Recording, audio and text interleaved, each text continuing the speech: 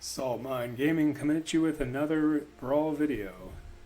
We're going to be highlighting some of the cards from the Lorwyn Eclipsed Alchemy set. This is the first one that I got in a pack, and I've been playtesting it for a few days now. Just made some final changes. I like this one a lot. I like it a lot more than I thought I would. It's the Grand Goatnapper, legendary creature, Goblin Rogue. It says spells you cast have affinity for goats. So that's going to mean that for every goat that we have on the battlefield, we can reduce our cost for any spell by 1 colorless mana. It also has an activated ability that says tap, target non-goat creature perpetually becomes a goat in addition to its other types. Then conjure a card named Goatnap in your hand. Activate only as a sorcery. So this will allow him to target himself, making it a goat. We don't have a ton of other creatures in the deck. What we do have is either changelings or such as this changeling outcast here. It's every creature type, so therefore it's a goat. We have an actual goat in Frantic Scapegoat. We have things that make goats, such as this 2/1 zombie that whenever it dies, create a 0/1 white goat creature token. Here's another changeling. Here's another creature that both makes a goat and provides us a free sack outlet whenever we gain control of another creature, because looking at the spell that this creature creates, Goatnap, gain control of target creature until end of turn. Untap that creature, it gains haste until end of turn. If that creature is a goat, it also gets +3/+0 till end of turn. So we can make the Grand Goatnapper itself into a goat. We can also grant creatures that we steal the ability to become goats, because as you notice, it says that if that creature is a goat, it also gets +3/+0. So if we make our opponent's creatures into goats after stealing them, it will grant them that +3/+0, which will be pretty massive. So along with that, I've got a ton of removal, a ton of card draw in Phyrexian Arena and Gix Yawgmoth Praetor, and we've got all the threaten effects that I could think of. I just jam them in the deck. This is not something that you typically see in a steal and sacrifice deck, at least not in my opinion. I've also got something that's kind of a spell slinger card here in Bio Irritable Instructor. It has flying, and you don't lose unspent red mana as steps and phases end. Whenever you cast an instant or sorcery spell, add a red, and our deck is filled with such effects, with all these sorceries and instants that let us gain control of opponent's creatures. We've also got a little bit of targeted removal in Bedevil, and Withering Torment can get rid of a creature or enchantment at instant speed. Again, some more of these storm type spells with Urbrask that adds red whenever we cast an instant or sorcery spell, and we also have a Saga on the other side of that. And again, we've got a ton of removal, like board wipes, as many as we could fit in the deck. Some more threaten effects in the form of Angrath the Flame Chained. You can see it's -3 is gain control of target creature till end of turn. Untap it, it gains haste until end of turn. Sacrifice it at the beginning of the next end step if it has mana value of 3 or less.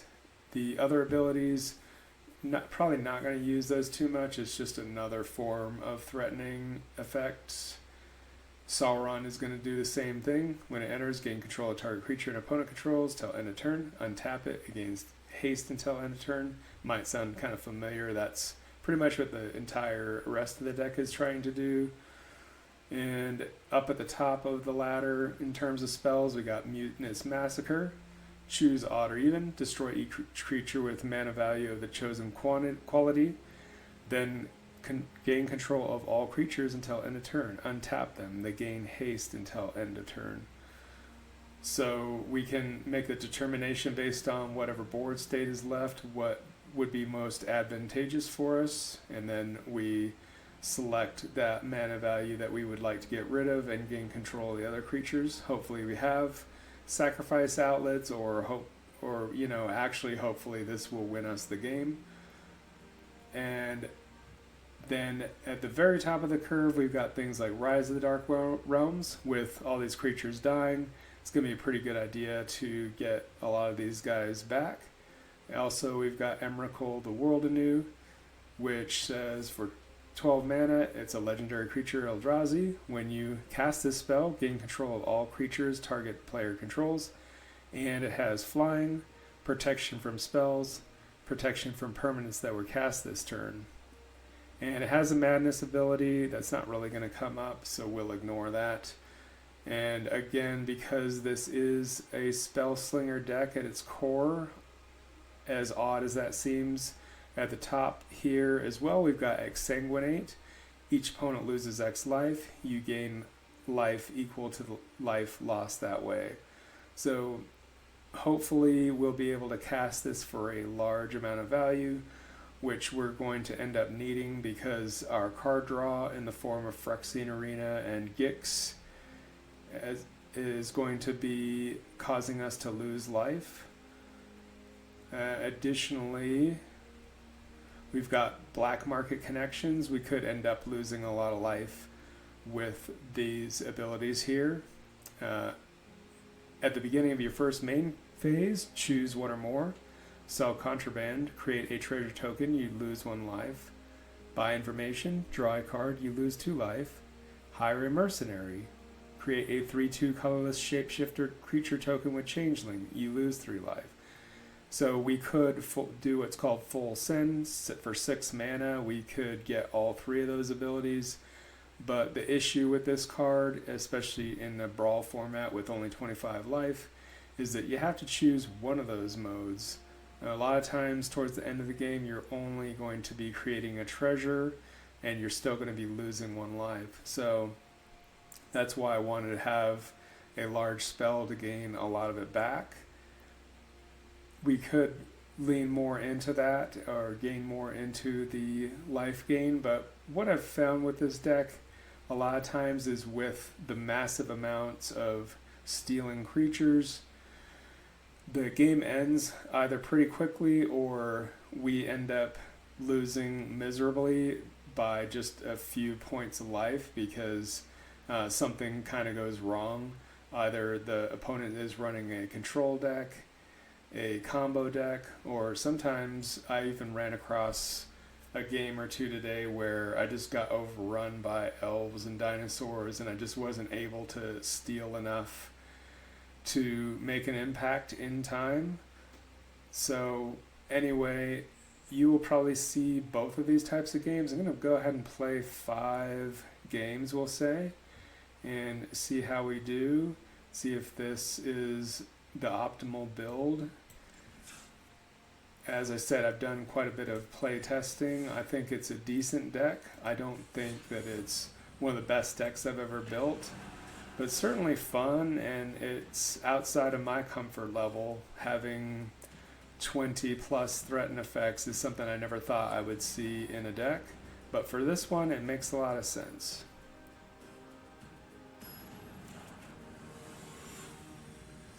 Alright, we're going to be facing up against Lurrus of the Dream Den. So let's take a look. It's got Companion, and so probably they're going to have a lot of cheap spells.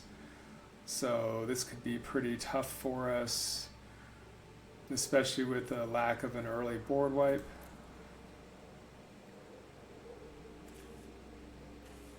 I don't suppose this is the worst hand, we'll keep it.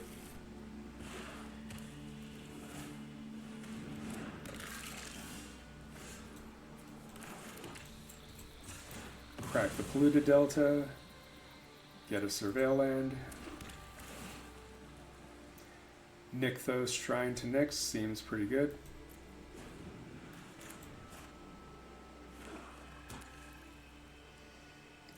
We're going to get whacked for at least one.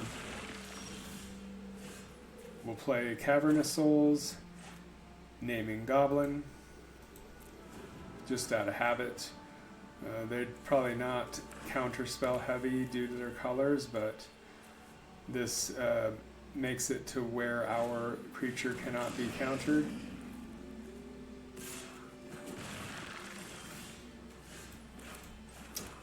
And I believe probably the best idea just to get our free outlet online.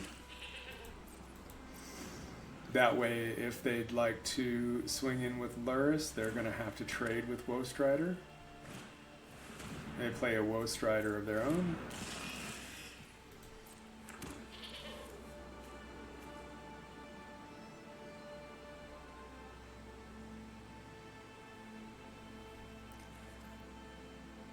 So it looks like they're probably going to sacrifice for value.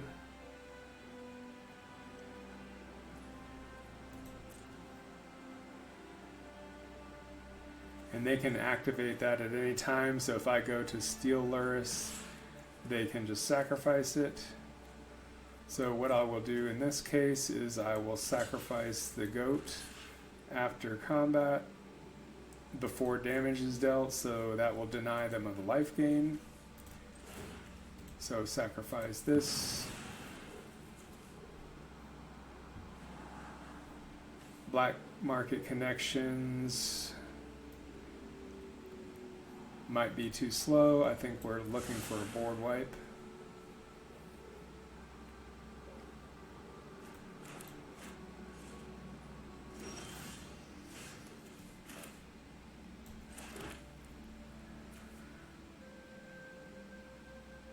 So we can do here, you do a couple of things. You just straight up kill Woe Strider, or we could set up for later. Or we could kick this Jet's Brainwashing. And then that would allow us to attack with the Woe Strider.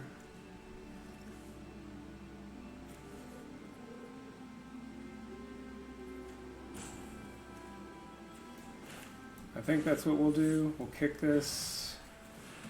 Should get a clue out of it.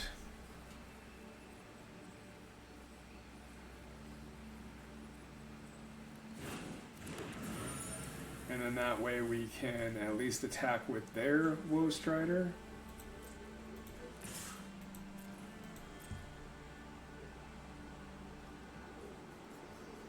And they can certainly block.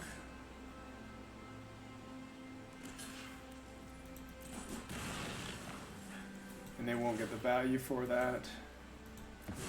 So their Woe Strider will go to the graveyard. Phyrexian Tower seems pretty good. That is a free sacrifice outlet. Just recently added that because I realized just how good it is to have a land drop that allows you to sacrifice a creature with no mana sunk into it. In fact, you're mana positive when you do that. So now at least we've gotten rid of the Woe Strider for the moment.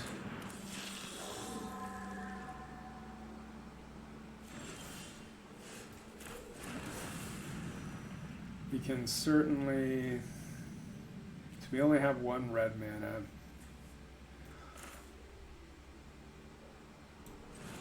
So probably best just to steal this here. And if they'd like to block with any of this, that's just fine with us.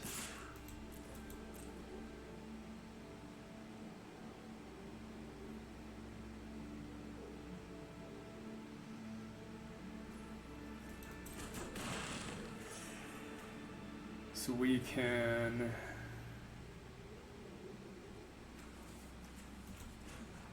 sacrifice it.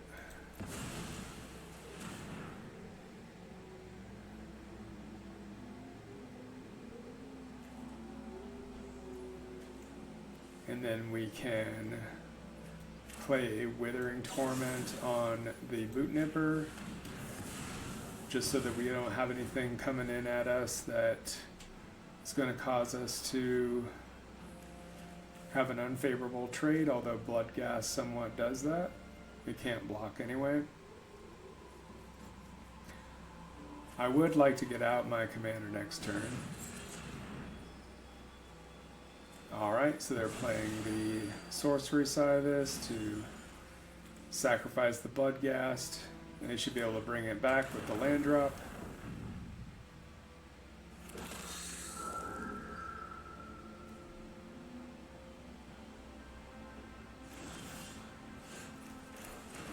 So we will play our commander.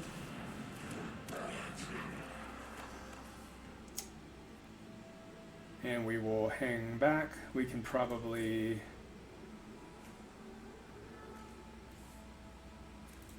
actually, I like the idea of attacking. Just apply more pressure.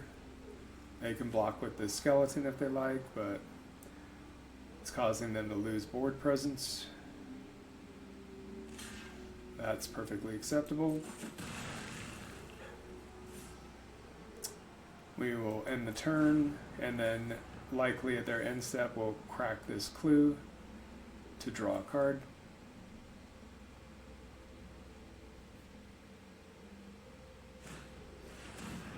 Alright, so they are going to try and kill this.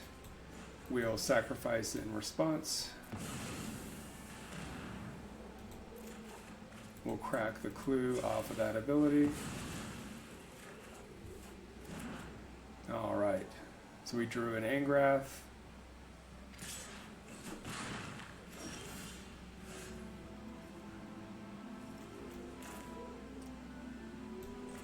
We can play it, use a -3 to gain control of the Bloodghast.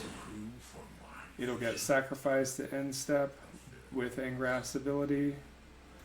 I'm going to leave back Woe Strider as a blocker. Hit them with this, and instead of letting this resolve with Angrath's ability, we're going to sacrifice it with Woe Strider's ability. That'll let us then scry. Targeted removal seems pretty good in this spot, so we'll leave that there, and we'll end the turn.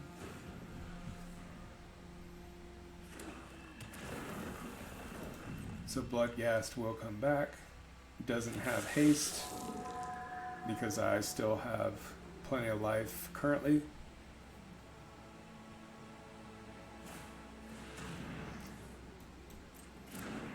Bloodthirsty Aerialist seems like a good thing to steal, and we will be doing that.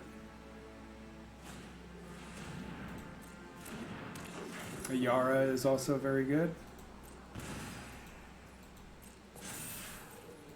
So because they've made this bigger, it actually is more helpful to us. So we're going to activate Angrath to make them discard a card and lose 2 life. No fire, no steel. That's going to give them enough cards in graveyard to escape the Woe Strider, but that's fine.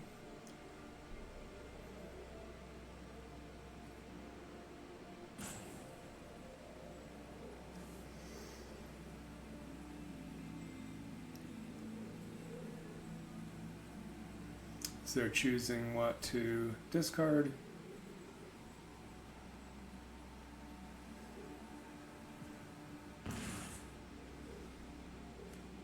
So we will at least gain control of the Bloodthirsty Aerialist. We'll start there. We will hit them with the Bloodthirsty Aerialist.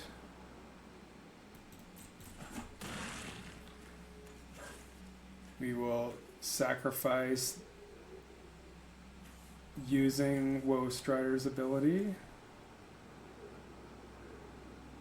Actually, let's see if there is a better way here.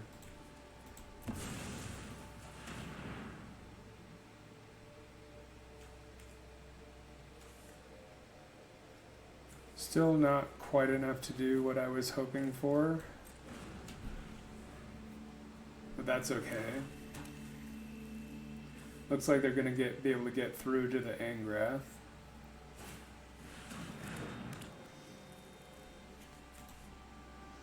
And we've already got rid of our Withering Torment, so this could be pretty deadly to us. We need to kill this as soon as possible.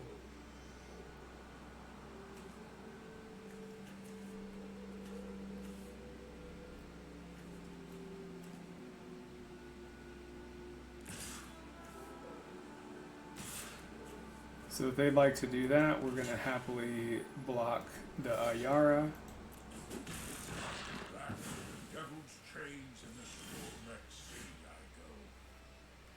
So we will draw, take a damage, play out our Mana Rock. We will kill the Marauding Blight Priest. And hopefully we'll be able to stabilize from here.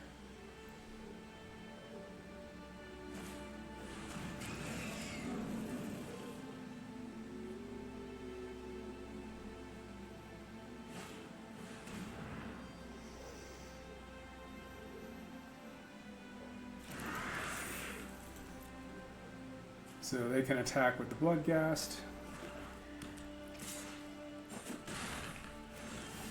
And everything from here is going to be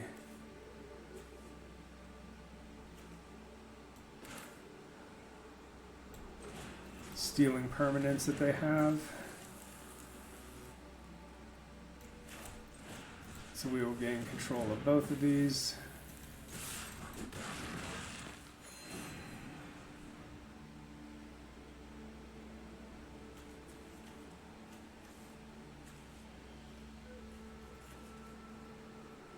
Sadly, we weren't able to sacrifice those creatures at end step. I probably could have played that a little bit differently.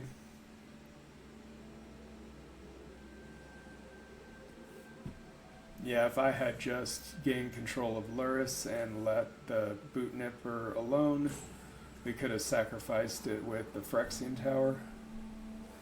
That was a line that I missed. Now they got the Woe Strider out.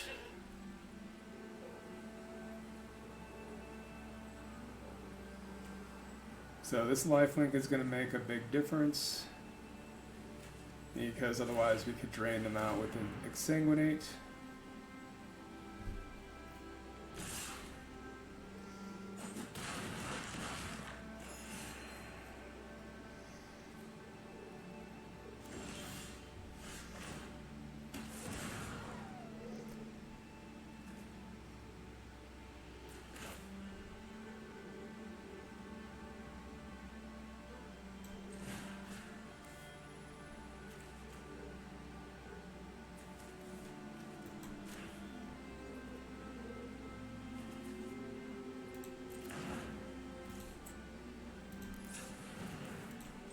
Gonna have to manually tap.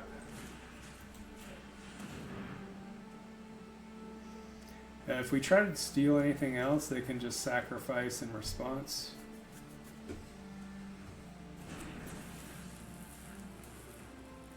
And then we can hit them. They probably will block with the goat.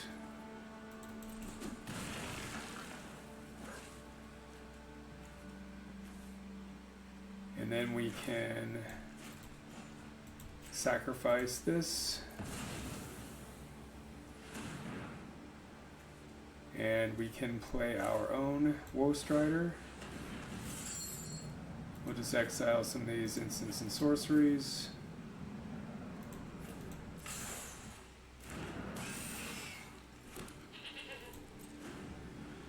It's turned out to be a tough game.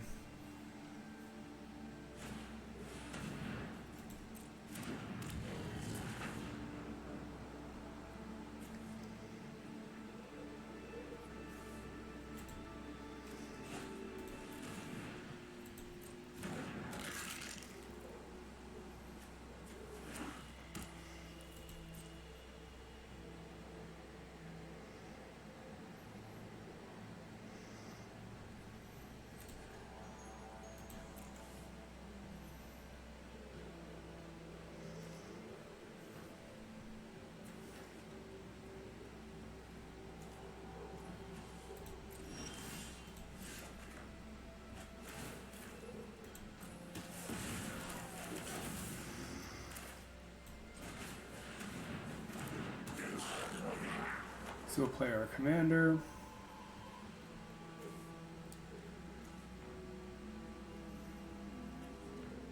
And then we might actually play the Grave Shifter, though it provides no value, because what that'll do is... Now, we'd have to sacrifice a goat, so I suppose that's not really a great play, so we'll hold off on that. I was just thinking the more we could put into Exsanguinate, the quicker we can end the game.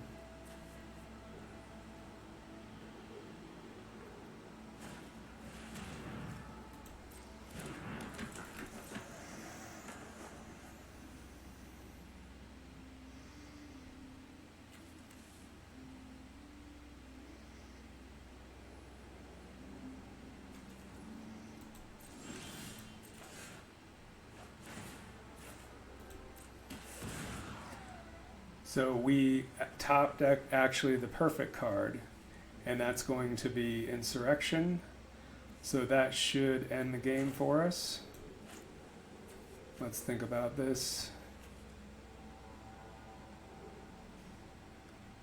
I mean, it would be pretty terrible if we ended up not losing. So let's do the math on this. We've got 8, 10, 13, 15, 18, 19, 21. Okay.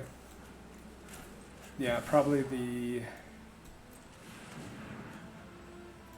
slowest insurrection play you've ever seen, but I had to try to calculate, and yeah, that's the game. Pretty impressive, pretty impressive. And that was just game one. Normally this game, or this deck is not that grindy. That one played a lot more like a control deck because we had an opponent that was playing a strategy that was similar to ours, minus the steal and sacrifice, but they're, you know, very graveyard-based synergy. You could tell they wanted a lot of the same cards that we did. I was getting a little bit worried with the Underworld Dreams and that Vampire out, because that's can be an infinite combo if they get the right cards. Alright, so this is not a keepable hand. This also does not look good. So we'll want to go down to 6.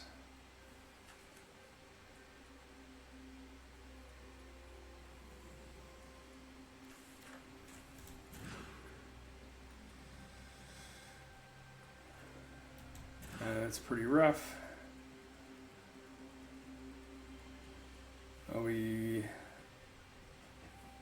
I suppose we're going to have to go for this. So I'm not as worried about mulliganing down because we really just need the right cards. The card value a lot of times comes from the commander. The last game we weren't able to showcase the commander much, but we can already play a Scapegoat. And we're really just hoping to hit a land. Once we can hit a land, we've got a Phyrexian Arena, and then we'll start rebuilding their blue-black zombies, so they're probably not going to care all that much if their creatures die. Alright. Good news about Urborg is it's going to make Cavernous Souls be able to tap for black for Phyrexian Arena. So we'll name Goblin, smack him for 1.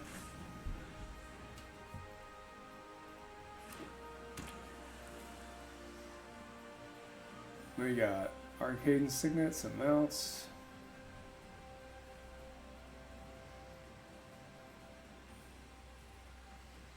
Are they really eyeballing the Frantic Scapegoat? Such silly art, by the way.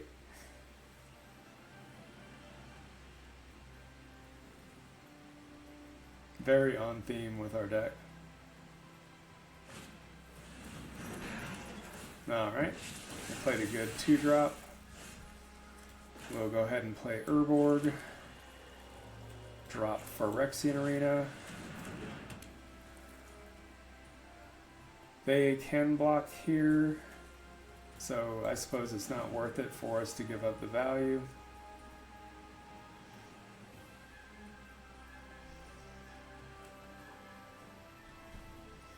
Here's another goat, and here is a threaten effect.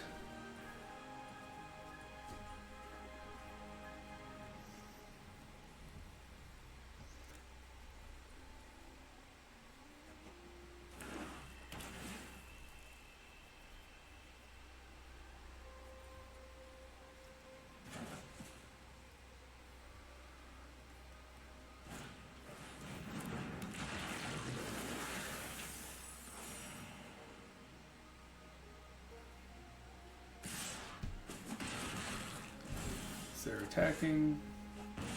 Good, looks like we can play our commander. This will just see if it doesn't die. I'm going to decline to suspect because I do want to be able to block. I will, however, attack because this has menace. And it can't block anyway.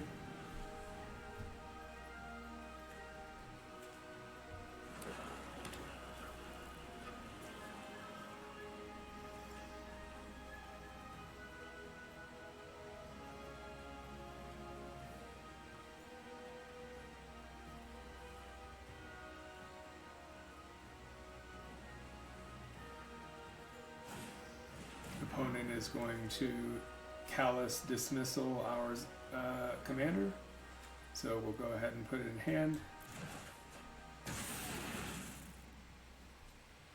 That slows us down a little bit.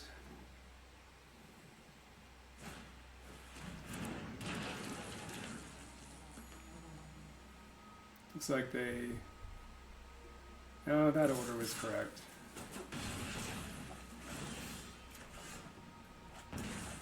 Alright, we got another land.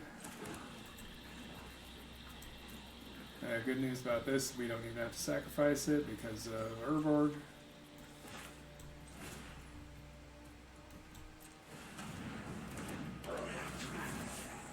Again, we will decline. And we will not attack.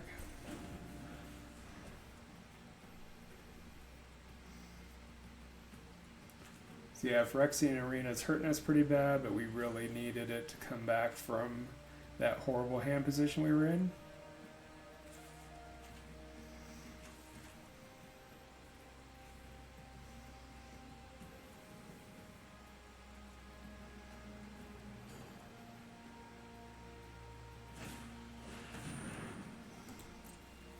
So they played a changeling of their own.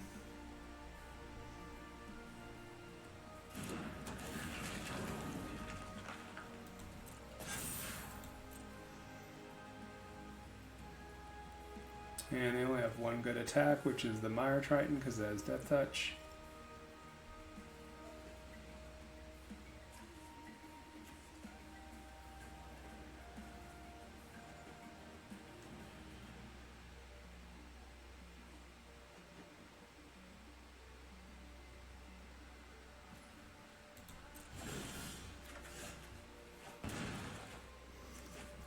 Looks like we're going to have quite a few of these threaten effects, so I will target my own commander. And then I will gain control of the Mire Triton, the creature token,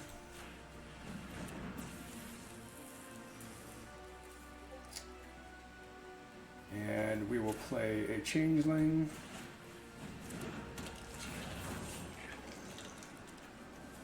We will decline,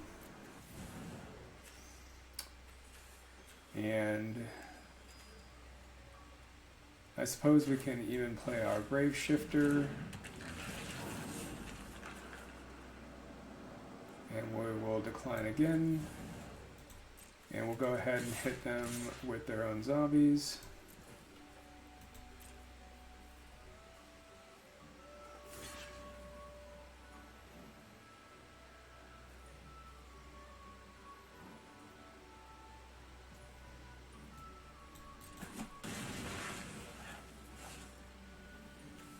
So is there anything we can do? Perhaps we'll crack this at end step to get a surveil land so that we can see what's coming next. Plaza of Heroes, I don't think that's good enough.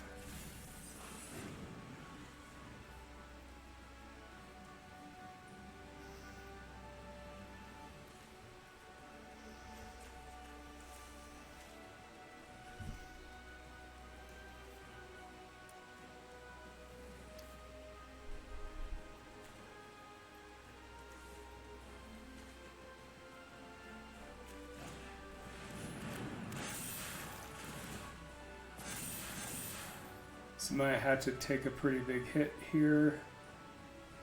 That's okay. I've got my eye on the Bloodline Pretender, because guess what, good sir? You are a goat.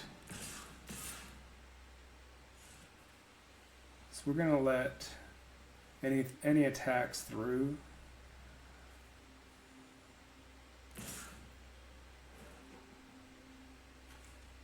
So yeah, we'll be taking 6.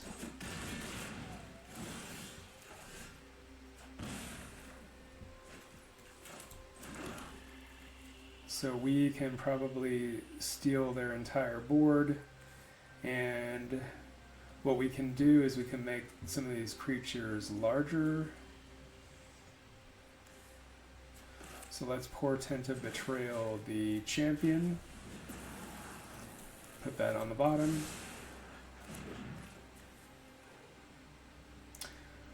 Let's make this into a goat. We will Goatnap the Mire Triton. That's going to make it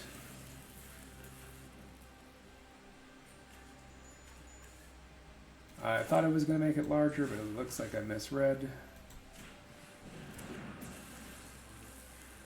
And so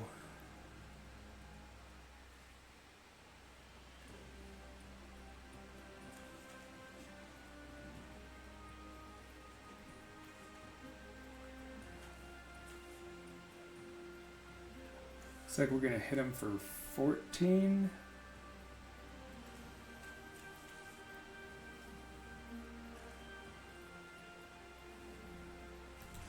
Let's just hit them with their own creatures and not with ours, other than this one that can't block anyway.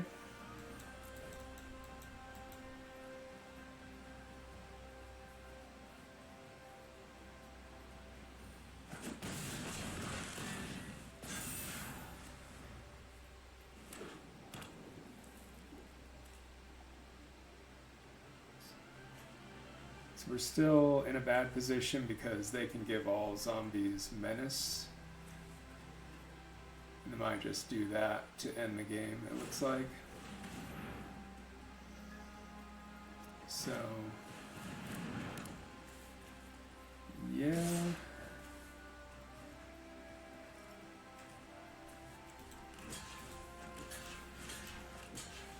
Yeah, that's lethal.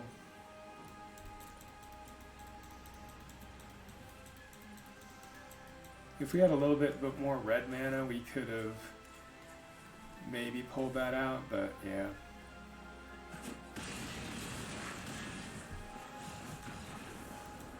Alright. Well, I feel like even though that didn't quite go our way, it went pretty well considering we mulliganed to 4. Alright, on to game 3.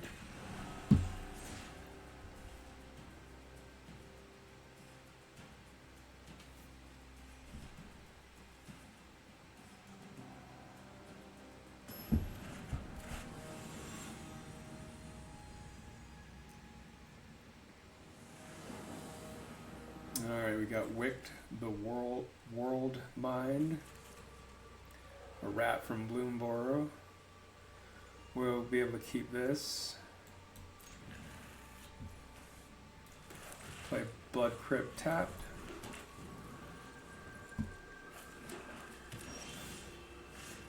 Something to do with something Grixis snails, I don't know. Whenever rat you control enters, create a 1/1 black snail. If you don't control a snail, otherwise put a +1/+1 counter on a snail. Okay, so it's like snail amass. Alright.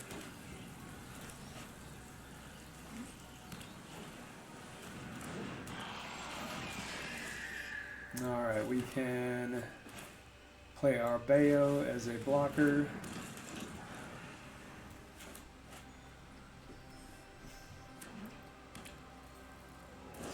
Then you're going to kill it immediately.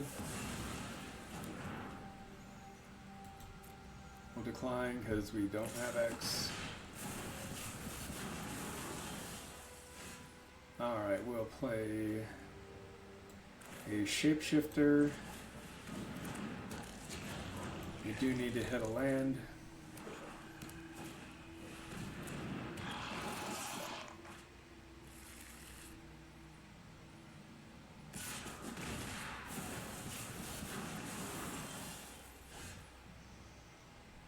Alright, I believe we're going to want to kill this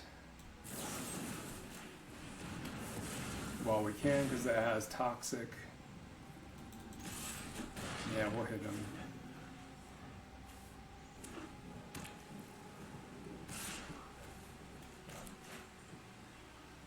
Ninjutsu? Seems like it. Yep.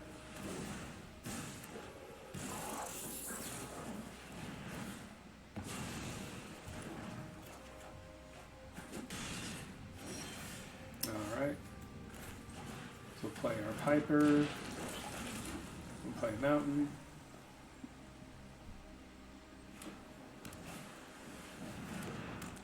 Good old impact tremors.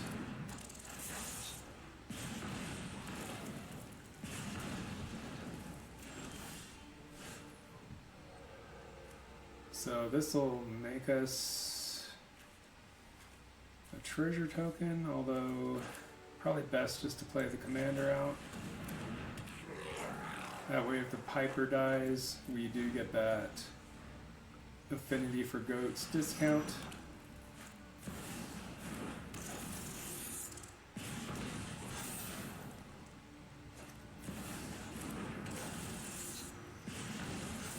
So what's bad for them is they're making these large rats,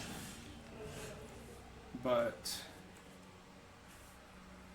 I'm actually tempted just to Blasphemous Act instead of all of this. But what we'll do is we'll make this a goat. We'll Blasphemous Act.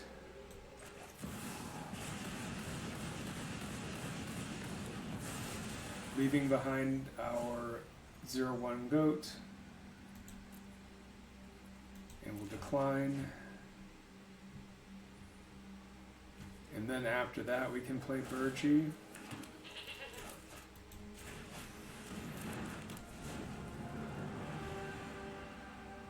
So they got a little overzealous there.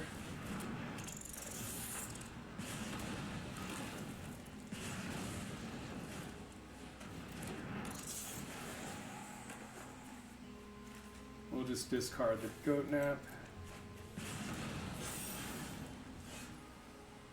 Probably not safe to play Phyrexian Arena at this point. Let's gain control of Whirl.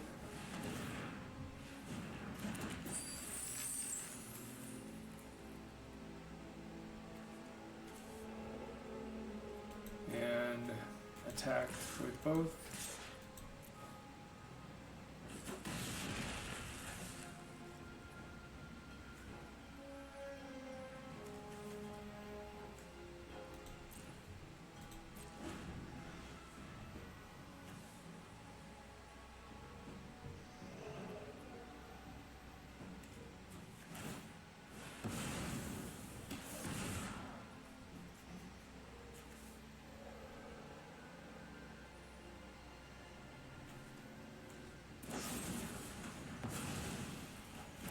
Yep, so they got a Burgee, block here.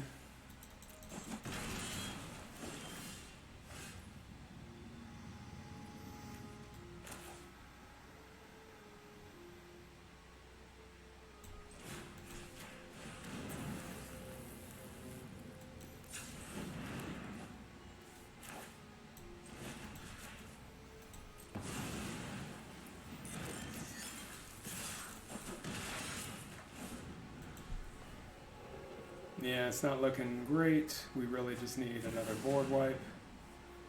Them Grim Tutoring means we're probably dead.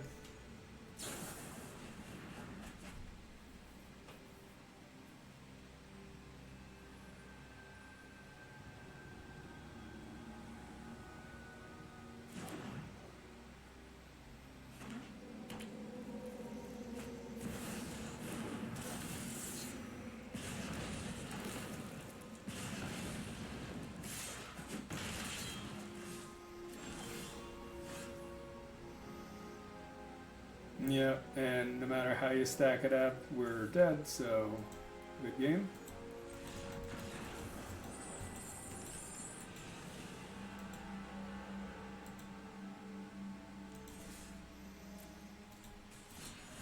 One thing that black and red typically isn't good at is card draw, and that was the death of us there. Felt like if we had more mana, we could have deployed more of what we were trying to do. And this one, I'm tempted to keep it just because we have several board wipes in hand. It's going to take us a while to get to those, but with a bunny rabbit deck, seems likely that we're going to need every last board wipe that we've got. So that'll tap for both of our colors.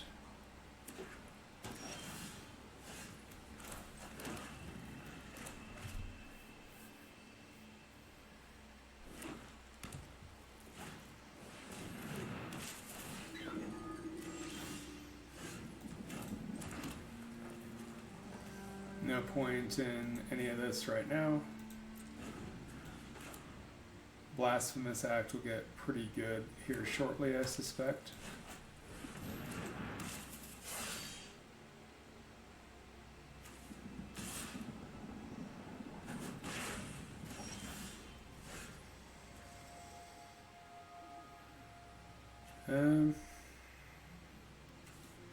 Might be some value just to smack them with their own commander. Lower that life total while we wait for 4th mana to Damnation.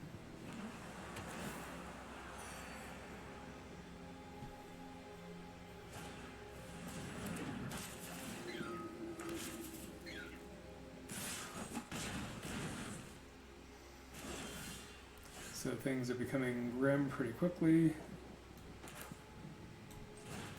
Again, we'll try to hit him.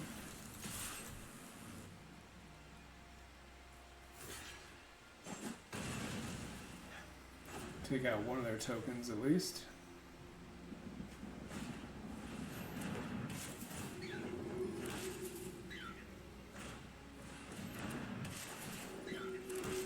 Pretty soon we'll be able to, we'll be able to Blasphemous Act for 1 here. So for now, the ever multiplying rabbits are going to die. Looks like they are going to get some value from this.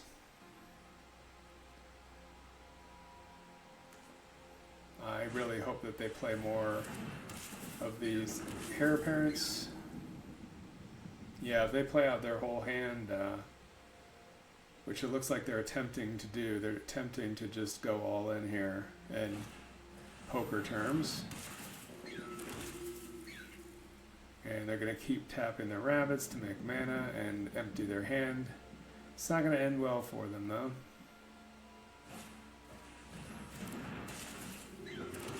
This is the typical play pattern I see out of players that like these kind of decks.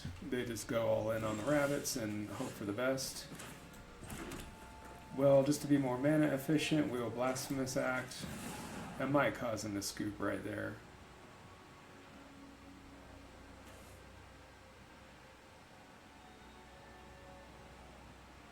So they might try to draw a card here.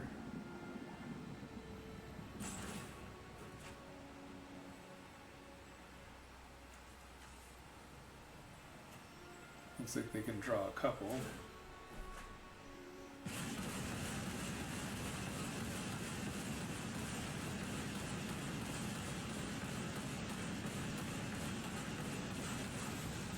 Okay, machine gun down some rabbits.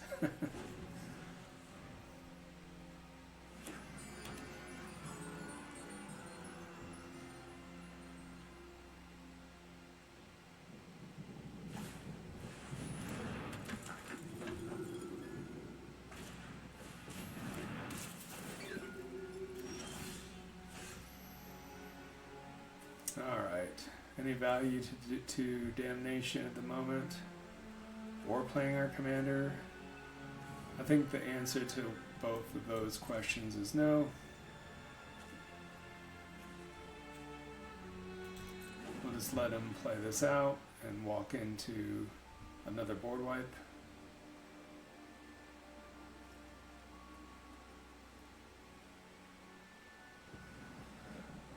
And assuming we can make it to 5 mana, we can actually pretty much wreck them because we can play Deadly Cover-Up and we can remove all the rabbits from their deck.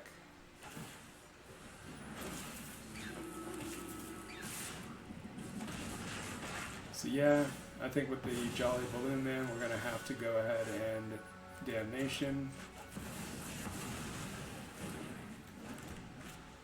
And we're at pretty low life total, so we're going to have to watch out here.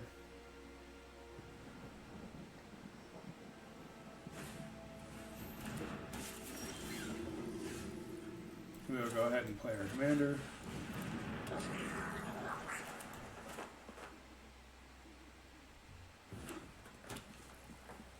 And that alone, assuming it survives, should be enough to... Well, I spoke too soon. They had Aurelia, and they're going to get to attack for 6.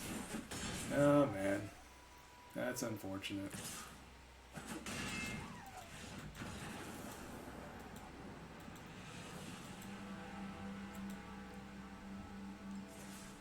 That's some pretty rough games there. Let's hope our last one exceeds what's been happening to us the last couple.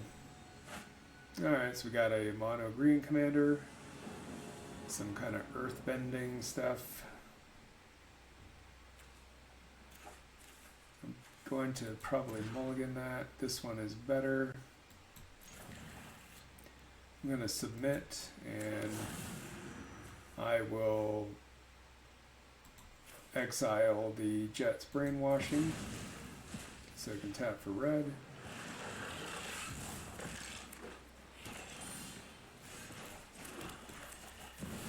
Play our Terminus.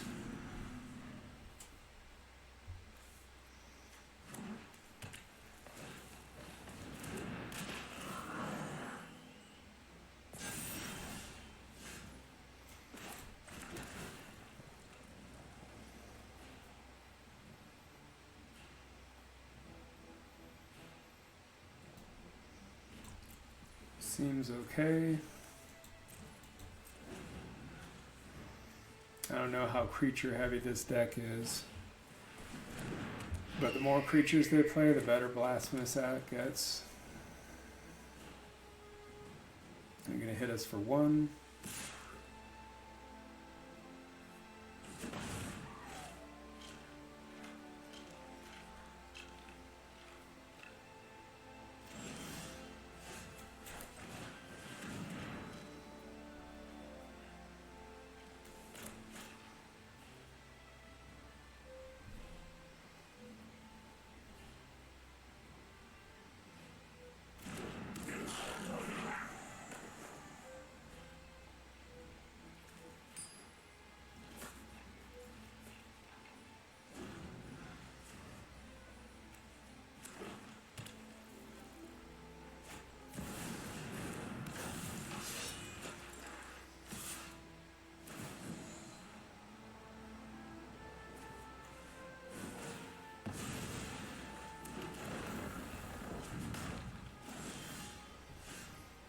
Alright, so we'll make this a goat.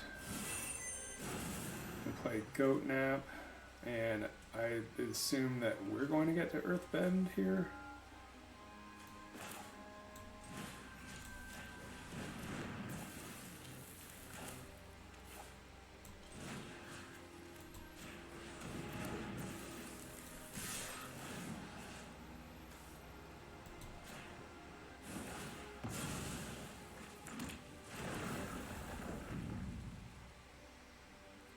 Seems okay.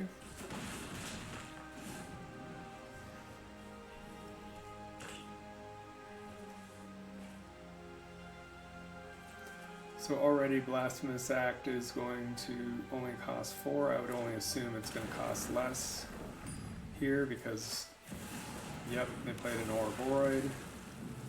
So extremely glad I kept that Blasphemous Act.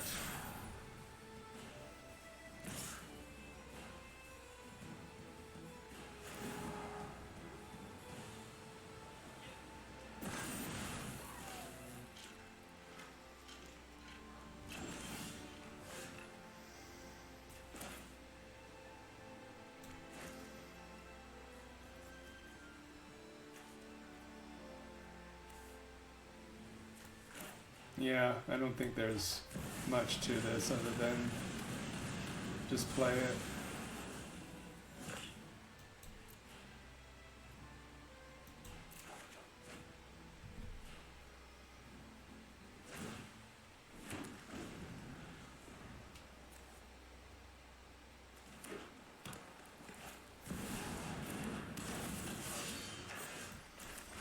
So we hit a land drop, thankfully. I'll go ahead and lead off with the dragon.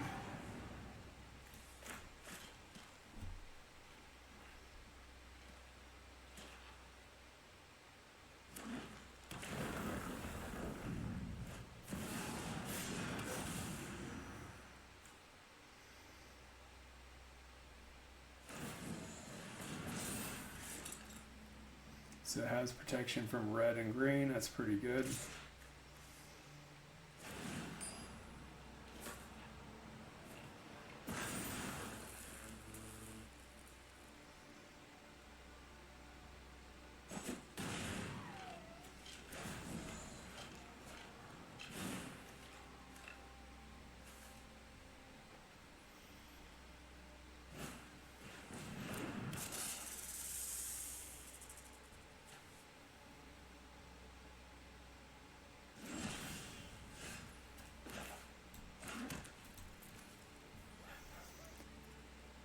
Alright.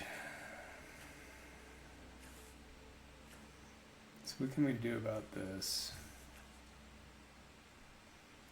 Red and green, huh? Now luckily we've got a black Death Toucher. So we're going to hang back and hope they don't have a way to punch through this guy.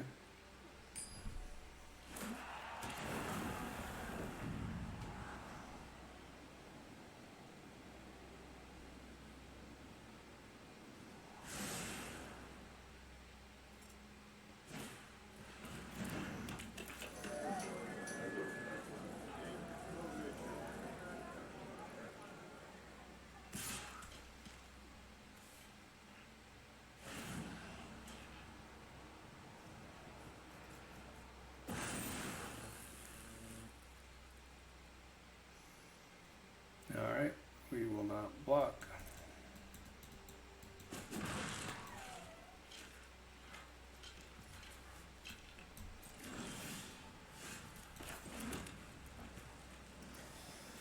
Okay.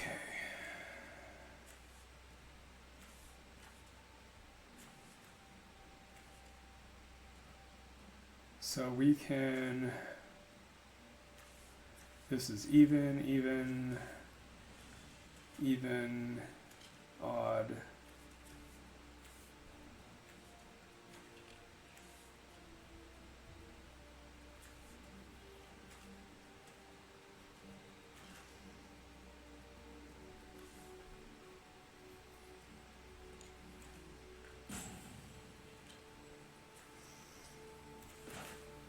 Alright, so we'll destroy all the odd creatures and gain control of the even ones.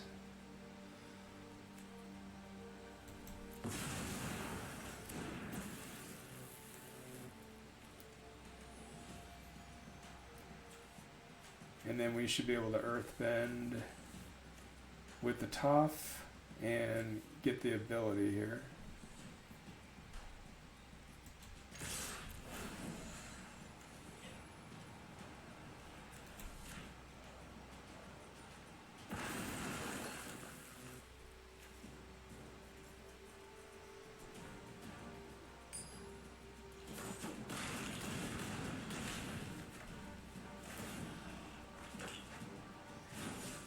Oh, looks like they get the ability because they have the sword. Okay.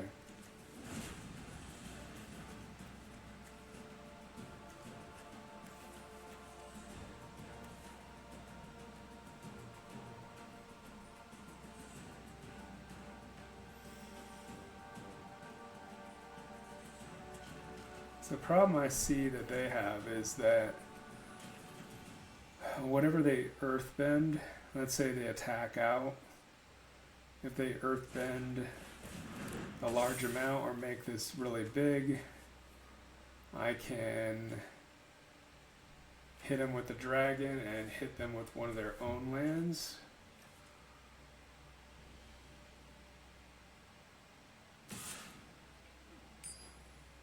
Maybe they're... No, they're not. They're not catching that.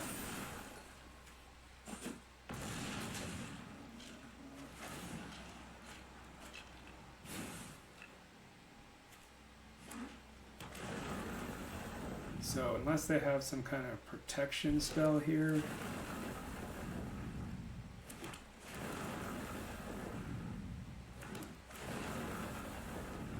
so they're just creating a bunch of lands, alright. Yeah, I thought we would be able to punch through, but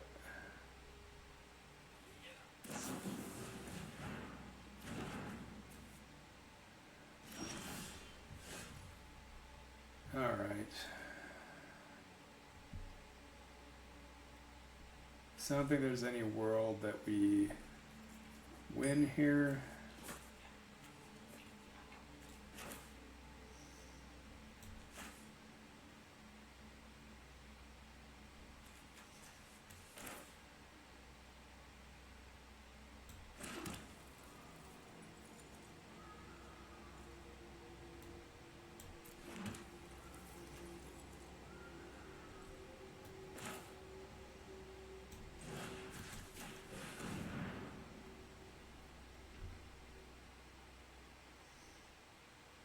Yeah, because they can just chump with their Nantuko.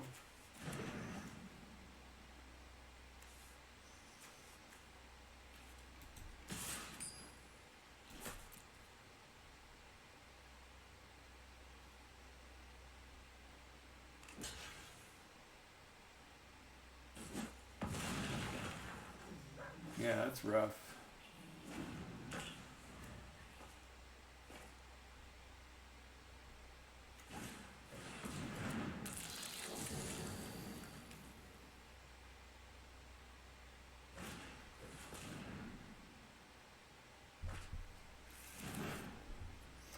Yeah, good game.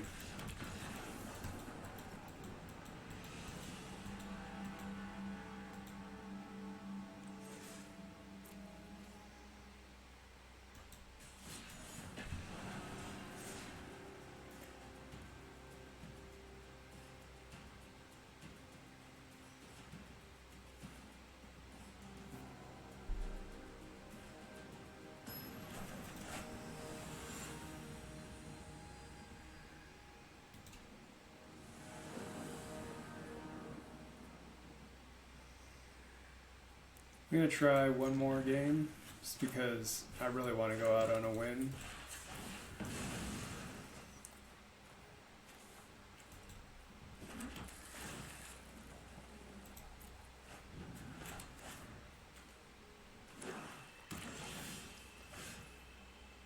So this has hexproof from instance. Thankfully, most of our spells are sorceries.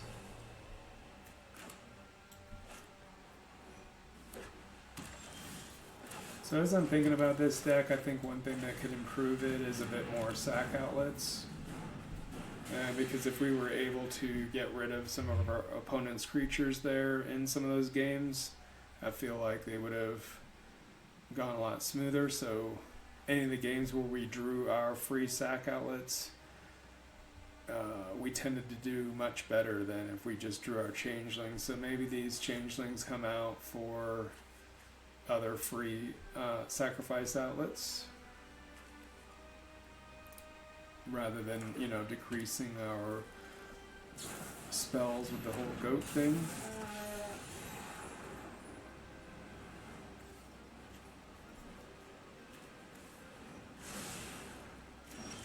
Alright, so they kept it on top. Play Nykthos. Grand Goatnapper, no reason not to attack.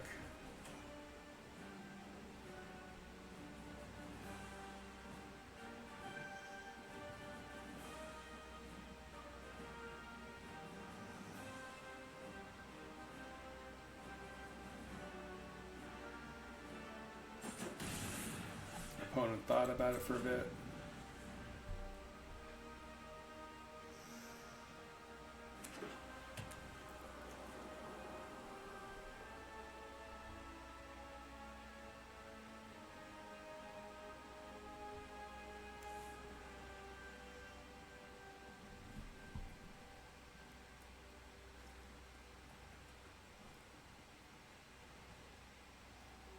Opponent's really thinking.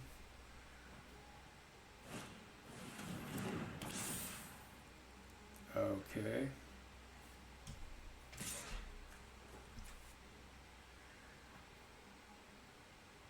What in the world are they doing? They're trying to hold up protection for their cow?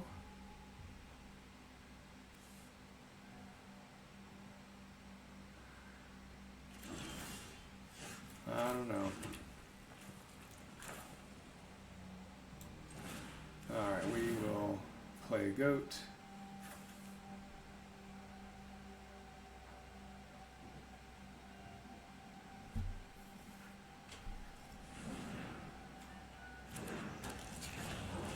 We'll make Burgie into a goat.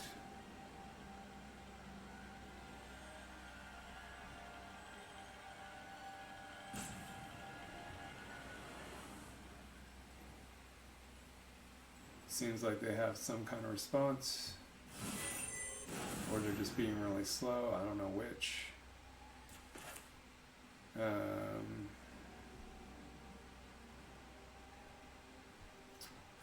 think we play our Leyline Tyrant first. They keep wanting to respond to something that we're doing. I'm trying to figure out what. So for every spell that we cast with Burgie, we get a mana.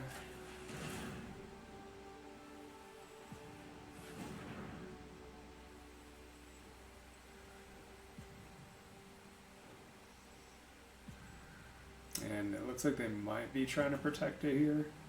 That's fine.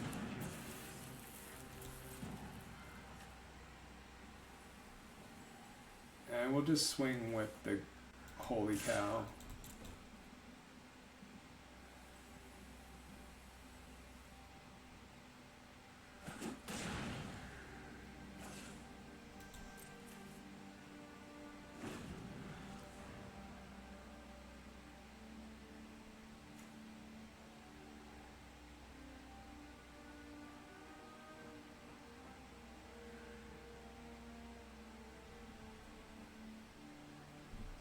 So they still have a lot of cards. They're taking an awful long time to make every single decision. But at least this showing of the deck is more what I envisioned when I built this, with it being a spell slinger based theft strategy. So I will pay the red.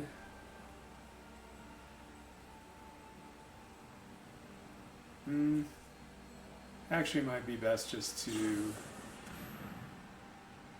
bank that. So I'll decline on that. That was a lot of thought to play some entry-level cards here.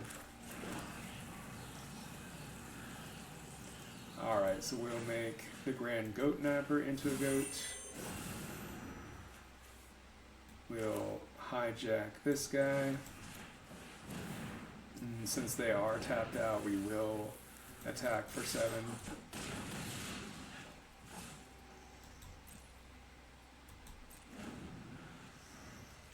And yeah, if they play out Alanda, they're going to get hit pretty hard, so. At least for 4 with lifelink.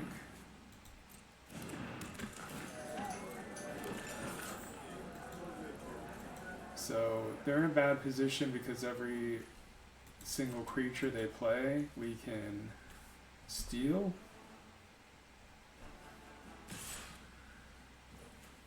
And I guess they are trying to whittle away our life total.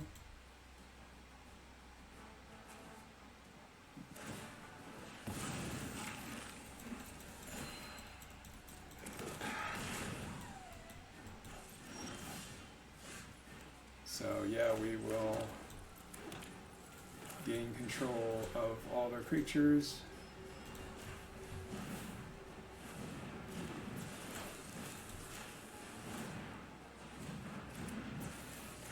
Down to the cat.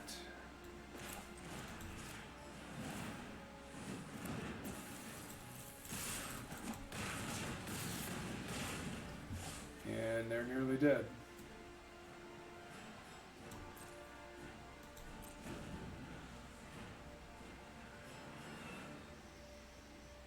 So unfortunately we are at the mercy of whatever's on top of our deck.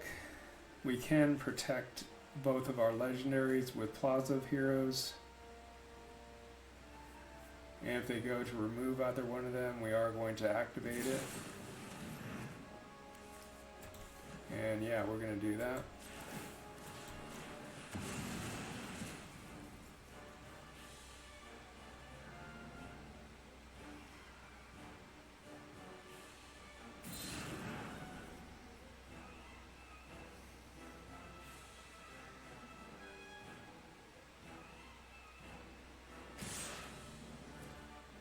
So I don't know if they're just swinging out of frustration or if they've got a response lined up for us.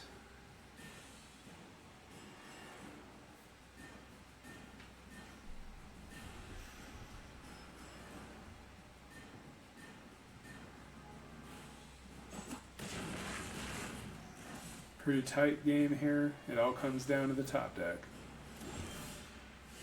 And if we top deck a spell, we win, more than likely. So I will play Sauron, and we'll see what happens.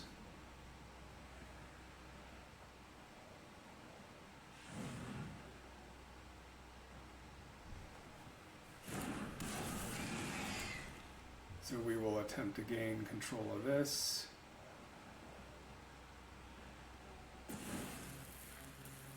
And we will pay the activated ability. And that does it. Alright, well, we had some good games, we had some bad games. Hopefully I didn't sound too down on the bad games. I just really was excited about the deck, and sometimes it just pained me to see the deck not performing the way I thought that it should. I was hoping that I built the appropriate amount of lands and ramp into there. I can probably examine it a little bit further to fine-tune it. But anyway, stay tuned for next week where we delve into some more cards from the Lorwyn Eclipsed Alchemy set. I'll be playing fairies. So anyway, with that, I'm out. Talk to you on the next one.